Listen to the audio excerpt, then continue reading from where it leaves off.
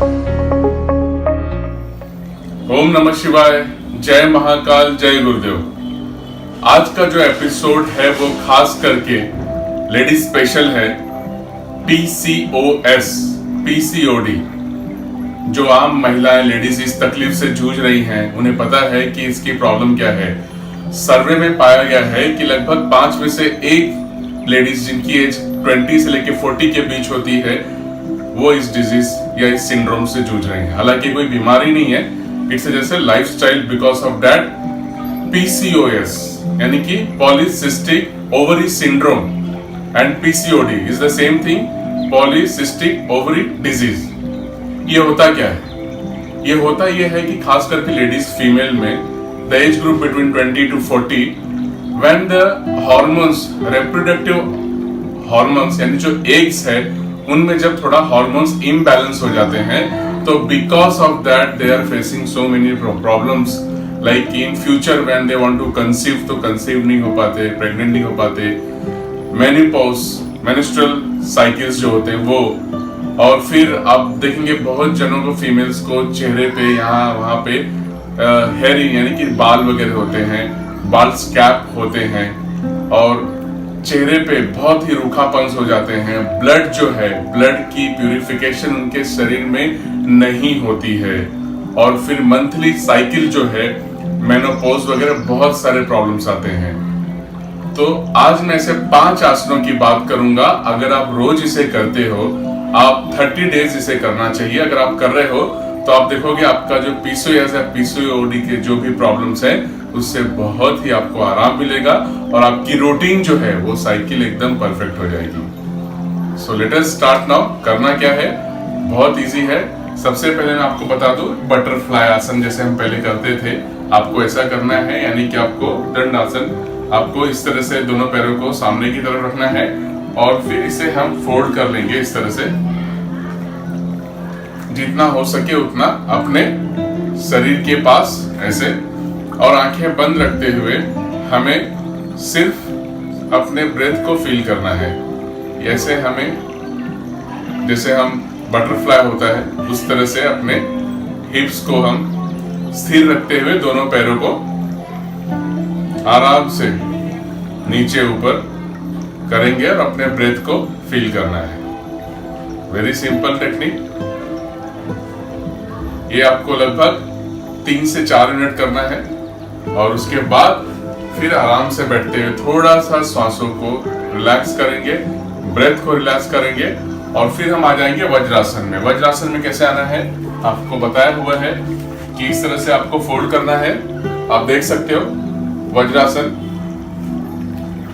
अब आप आ गए हो वज्रासन में। यहाँ पे इस तरह से वज्रासन में आने के बाद अब आप क्या करेंगे, अपने दोनों हाथों को पीछे कमर के पास रखेंगे, और धीरे धीरे सर को पीछे की तरफ लेके जाएंगे जितना हो सकता है,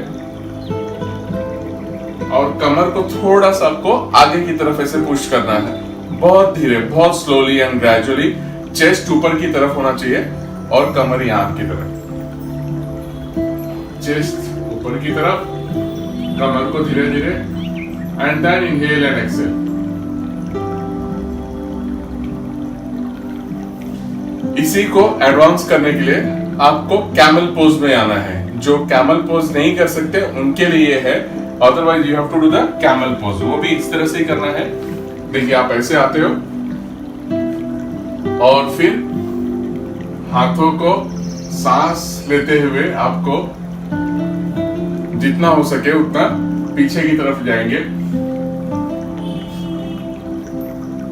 ये ऐसे दोनों हाथ आप देख सकते हो, और फिर अगेन नेक आपका पीछे, और कमर को पुश करेंगे, और पूरे बॉडी को इस तरह से स्ट्रेच करना है,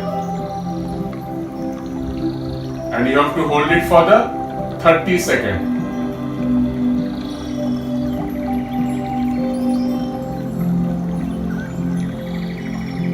रिलैक्स।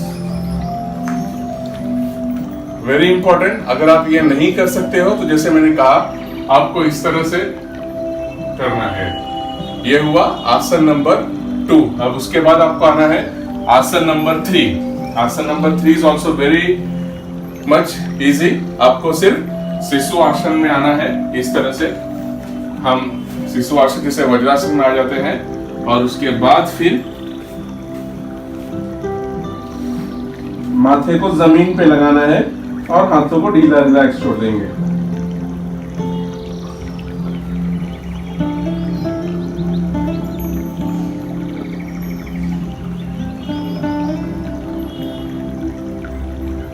रिलैक्स।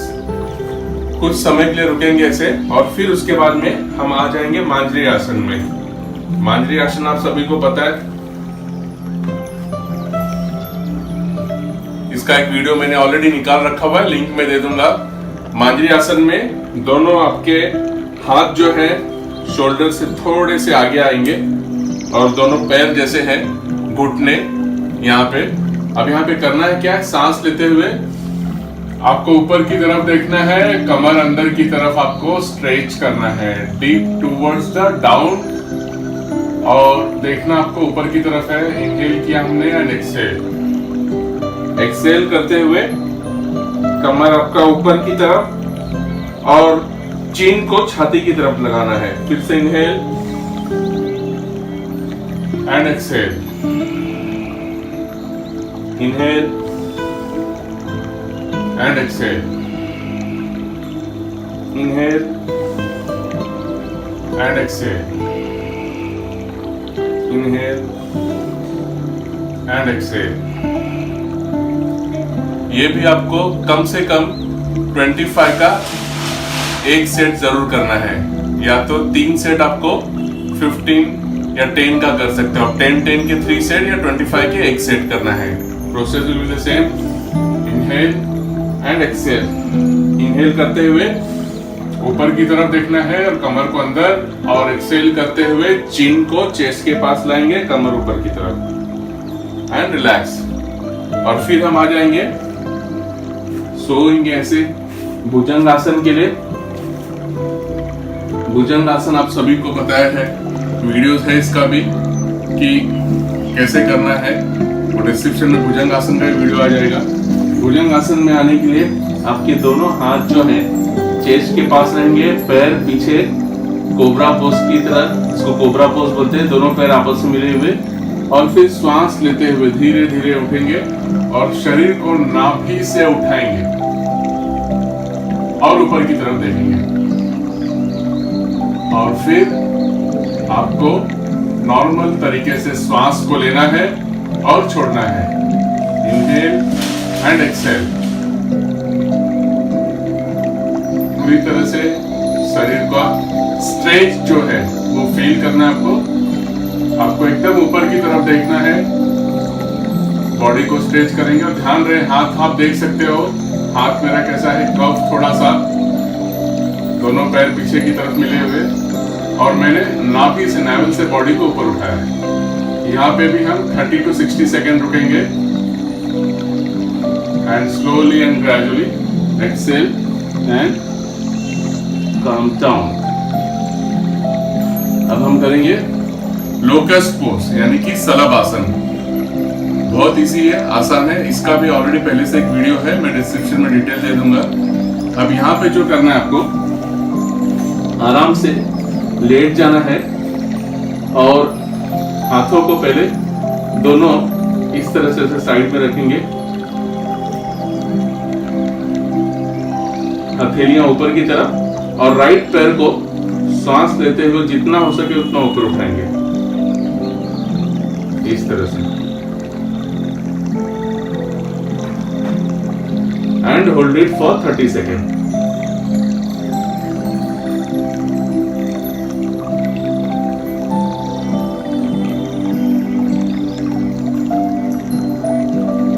रिलैक्स। सांस को छोड़ते हुए नीचे की तरफ। अब लेफ्ट पैर को उठाना है, लेफ्ट पैर को भी सांस लेते हुए इनहेल, और जितना हो सके कंफर्टेबली उतना आपको ऊपर की तरफ रखना है, and hold it for 30 second and normal breathing. सांस आने देंगे और जाने देंगे। Inhale and exhale, normal breathing, साधारण श्वास आएगी जाएगी और 30 सेकंड तक होल्ड रखते हुए धीरे से नीचे की तरफ। और उसके बाद अपने दोनों हाथों को मुट्ठी बांधते हुए make a fist and put under thighs, जांघ के नीचे रखेंगे और फिर सांस लेते हुए दोनों पैरों को आपस में मिलाते हुए सांस लेते हुए ऊपर की तरफ। और फिर यहाँ पे 30 सेकंड के लिए रुकेंगे। चिन हमारा जमीन पे ही होगा, chin will be on the floor और थाइज से बॉडी का पैरों के दोनों पैर को उठा के और नॉर्मल ब्रीथिंग करेंगे। श्वास आ रही है और जा रही है। Hold it for 30 second and relax. Exhale, सांस धीरे धीरे छोड़ते हुए रिलैक्स। लास्ट मकर आसन में आ जाएंगे। मकर आसन, एड़ी अंदर की तरफ, पंजे बाहर की तरफ और विश्राम करेंगे। आप ऐसे भी कर सकते हो और अपने ब्रेथ को ऑब्जर्व करना है। सांस आ रही है, जा रही है और पूरे शरीर को विश्राम में रखेंगे।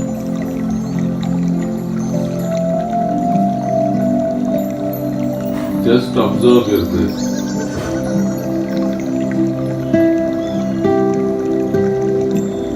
एंड रिलैक्स और धीरे से करवट लेते हुए आराम से उठकर बैठ जाएंगे। तो देखा आपने, ये जो आसनों का सीरीज है, ये इसे आपको एटलीस्ट 30 डेज 30 दिन करना है। और इसे अगर आप करते हो तो आप पाओगे कि आपके जो शरीर के अंदर जो भी हार्मोनल इनबैलेंस है, रिप्रोडक्टिव हार्मोनल इनबैलेंस, जिसको भी PCOS एंड PCOD कहते हैं, तो वो सिंड्रोम या डिजीज आपकी काफी बैलेंस होते हुए बहुत ही आपको आराम देगी। और जो आपके मेनोपॉज या मेंस्ट्रुअल साइकिल में जो प्रॉब्लम्स हैं या जो कंसीव नहीं हो पा रहे हैं, तो उनको बहुत ही इससे मदद मिलेगी। Last but not the least, इसमें कुछ डाइट भी है, फूड डाइट है, वो मैं अपकमिंग नेक्स्ट एपिसोड में आपको बताऊंगा कि PCOS PCOD के लिए क्या डाइट फॉलो करना है, which will be good for your health. उसके साथ और भी आपकी सेहत बहुत अच्छी हो जाएगी और आप इस प्रॉब्लम से बाहर आओगे। So once again, thank you so much for watching me. I got it lots of requests कि sir please make some video on PCOS and PCOD। तो आपकी रिक्वेस्ट को मैंने पूरा किया। I hope ये आपको बहुत ही मदद करेगी। Once again, thank you so much। जय महाकाल, जय गुरुदेव, जय Hind. Take care of your health, of your family, क्योंकि आप लोगों के ऊपर बहुत बर्डन्स होते हैं, घर का एंड ऑफिस का। एंड यू रियली मीन्स, बोलते हैं ना, नारी शक्ति, नारी जो है वो देवी का रूप ऐसे ही नहीं कहा जाता है, क्योंकि देवी यानी कि नारी एक शक्ति का रूप है। तो आप सभी अपनी शक्ति को, अपने मानसिक स्थिति को बना के रखिए और पूरे परिवार में अपने प्यार को ऐसे ही देते रहिए। Once again thank you so much. जय महाकाल, जय गुरुदेव, जय हिंद। Take care of